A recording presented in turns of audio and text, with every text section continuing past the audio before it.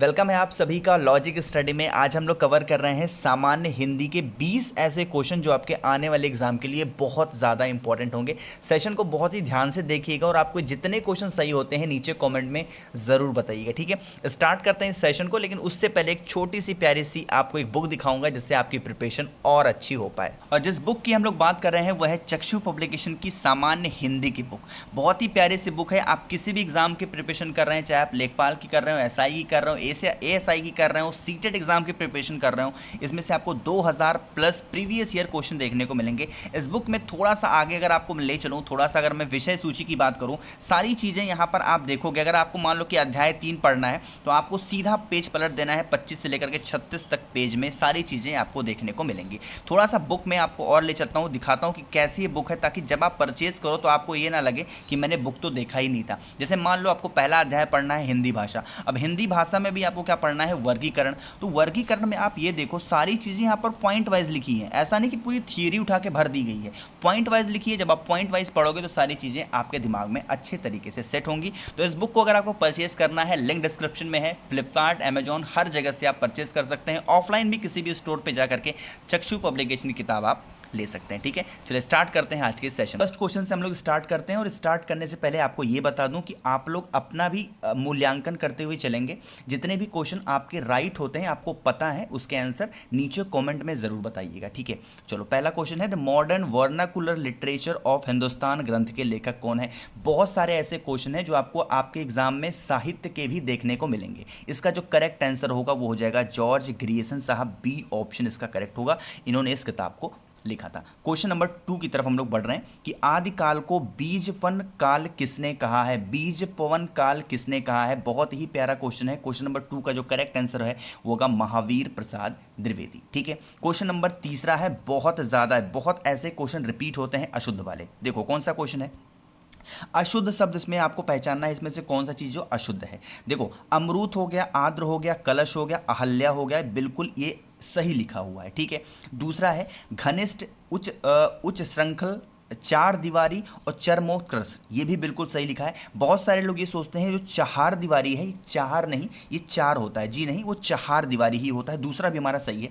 लेकिन तीसरे की तरफ जैसे ही हम बढ़ रहे हैं, पहला ही ऑप्शन जो हमको दिख रहा है प्रज्वलित, तो प्रज्वलित कैसे लिखा जाता है, इस तरीके से आधा जा होगा, उसके बाद एक बड़ा जा भी होगा, उसके बाद फिर वाह, फिर ला, फिर इस तरीके से प्रज्वलित लिखा जाएगा। तो पहला वाला, तीसरा वाला का जो पहला है वो हमारा गलत होगा। सी ऑप्शन करेक्ट हो जाएगा, ठीक है। जितने भी लोग यहाँ पर वीडियो को देख रहे हैं सभी लोग एक बार सेशन को लाइक जरूर करते हुए चलिएगा। अब स्त्रीलिंग शब्द इसमें पहचानना है। क्वेश्चन नंबर 4 पे देखो, समझना। स्त्रीलिंग मुझे पहचानना है। स्त्रीलिंग और पुल्लिंग को पहचानने का एक तरीका आपको बताता हूं। अगर आपको पुल्लिंग पहचानना हो तो आप उस नाम के आगे मेरा लगा लिया करो, और अगर आपको स्त्रीलिंग पहचानना हो तो उस नाम के आगे मेरी लगा लिया करो। आसानी से एक छोटी सी ट्रिक है, बहुत ही, कभी आपका पुल्लिंग स्त्रीलिंग गलत ही नहीं होगा। देखो जैसे पहला ऑप्शन है भेड़िया, आप एक बार बोल के देखो, मेरी भेड़िया, कहने में अच्छा लग रहा है क्या, एकदम सटीक नहीं बैठ रहा है, इसका मतलब क्या है, ये पुलिंग है, तो पहला तुम्हारा गलत होगा। दूसरा ऑप्शन पक्षी, अब आप बोलो मेरा पक्षी, कहने में भी अच्छा लग रहा है। एक बार बोलो मेरी पक्षी, कहने में अच्छा लग रहा है, नहीं लग रहा है, तो बी ऑप्शन हमारा गलत हो गया। तीसरा ऑप्शन तो हमको मेरा मेरी लगाने की जरूरत नहीं, जो रेणु लिखा है ये एक स्त्रीलिंग शब्द है ही, तो तीसरा हमारा यहाँ पर करेक्ट होगा। उसी तरीके से अगर डी ऑप्शन पर अगर आप मेरा लगाओगे, मेरा सेतु, तो कहने में भी अच्छा लग रहा है, मेरी सेतु बोलोगे तो कहने में भी अच्छा नहीं लग रहा है, ना ही सटीक बैठ रहा है, तो सी ऑप्शन यहाँ पर हमारा करेक्ट होगा, ठीक है। समझाते हुए भी चल रहा हूं, जो चीजें समझाने वाली हैं। क्वेश्चन नंबर 5, उपकूल में कौन सा समास होगा। उपकूल जैसे उपयुक्त हो गया है ना, अपशय हो गया, इस सब में क्या आता है, इस सब में आता है अव्यय भाव समास, क्योंकि जो आगे लगा होता है तरीके का अव्यय होता है, ठीक है। इसमें हम कोई परिवर्तन नहीं कर सकते। जैसे प्रत्येक हो गया है ना, ये सब क्या है, अव्यय भाव समास होते हैं, तो बी ऑप्शन हमारा यहाँ पर करेक्ट होगा, ठीक है। आप लोग अपने अपने कमेंट में जरूर बताइए कितने क्वेश्चन सही हो रहे हैं 20 में से, ठीक है। 20 क्वेश्चन ही करेंगे, वैसे बहुत सारे क्वेश्चन है सीरीज में, लेकिन एक ही बार में बहुत ज़्यादा कराने का कोई मतलब नहीं है, टाइम भी वेस्ट होगा, और आप लोग थोड़ा थोड़ा पढ़ते चलो जिससे आपके दिमाग में सारी चीज़ें सेट हो जाएं। क्वेश्चन नंबर 6, खालिक बारी किसकी रचना है। बहुत प्यारा क्वेश्चन, रिपीट होता है सारा क्वेश्चन। क्वेश्चन नंबर 6 का जो करेक्ट ऑप्शन होगा, खालिक बारी, ये लिखा था अमीर खुसरो साहब ने। बी ऑप्शन यहाँ पर हमारा करेक्ट होगा। देखो अमीर खुसरो का ही नाम क्यों आया है, अब आपको बताना है कि उत्तर प्रदेश में अमीर खुसरो का जन्म कहां पे हुआ है, इसीलिए ऐसे क्वेश्चन बनते हैं। जो यूपी में पैदा हुए हैं, यूपी में मर गए हैं, ऐसे लोगों के क्वेश्चंस बनते हैं कि उन्होंने कौन सी किताब लिखी है, ठीक है, चाहे वो मुगल काल के हों, चाहे वो किसी भी काल के हों, ठीक। बी ऑप्शन करेक्ट होगा। क्वेश्चन नंबर 7, निज भाषा उन्नति है, सब उन्नति को मूल, बिन निज भाषा ज्ञान के मिटे, ना ही एक को शूल। इस काव्य पंक्ति किसकी रचना है, ये आपको बताना है। क्वेश्चन नंबर 7 एक बार आप लोग ध्यान से पढ़ लो, वीडियो को पॉज करो, उसके बाद आंसर लिखना। 7 का जो करेक्ट ऑप्शन होगा भारतेंदु हरिश्चंद्र साहब ने इसको लिखा है, ठीक है। क्वेश्चन नंबर 8 की तरफ हम लोग बढ़ रहे हैं। क्वेश्चन नंबर 8 है, कौन सा शब्द बहुवचन में नहीं आता है? एक वचन होता है, एक होता है बहुवचन। बहुवचन मतलब हो गया जिसमें बहुत सारी चीजें आती हैं, एक वचन मतलब एक हो गया।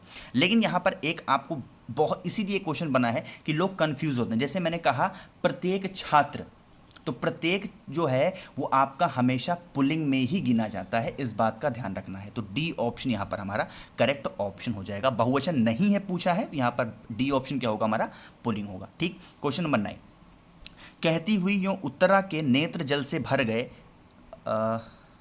हिम के कड़ों से पूर्ण मानो हो गए पंकज साई। इसमें कौन सा छंद है ये पूछ रहे। अब देखो छंद थोड़ा सा बड़ा टॉपिक है, अब आपको मैं इस तरीके से समझाने बैठूंगा तो बहुत टाइम वेस्ट होगा। सिर्फ इतना ही समझो, ये हरी गीतिका है, अपने हिसाब से दिमाग लगा लेना, क्वेश्चन को पढ़ लेना, उसके बाद आंसर कर लेना, ठीक है। क्वेश्चन नंबर 10, प्रेमचंद घर के लेखक कौन है? बहुत ही प्यारा सा क्वेश्चन है। प्रेमचंद से क्वेश्चन आपके एग्जाम में पूछा जाता है, तो 10th का हमारा ए ऑप्शन हो जाएगा, शिवरानी देवी, ठीक है, ए ऑप्शन होगा। आगे बढ़ रहे हैं क्वेश्चन नंबर 11 पे, झोपड़ी से राजभवन किसकी रचना है? झोपड़ी से राजभवन रिपीटेड क्वेश्चन होता है, यूपी ट्रिपल एससी में बहुत पूछा जाता है। झोपड़ी से राजभवन किसकी रचना है? 11 का जो हमारा सी ऑप्शन होगा, माता प्रसाद की रचना है, ठीक है। आप लोग जरूर क्वेश्चन को एक तरीके से टेस्ट सीरीज के फॉर्म में लगाइएगा, और जितने भी क्वेश्चन आपके सही होते हैं नीचे कॉमेंट में जरूर बताना, ठीक है। क्वेश्चन नंबर 12, निम्न में से कौन सा युग्म अशुद्ध है? आपको बताना है अशुद्ध इसमें से कौन सा है। क्वेश्चन नंबर 12 देखो, खिड़की सही लिखा है, चिड़िया सही लिखा है, कटरा सही लिखा है, चूड़ी सही लिखा है। चूड़ी जो है वो आपका देशज है, बिल्कुल सही लिखा है, ठीक है। आलपीन, तौलिया, आलमारी, कारतूस जो पुर्तगाली नहीं होता है, ठीक है, ध्यान रखना है।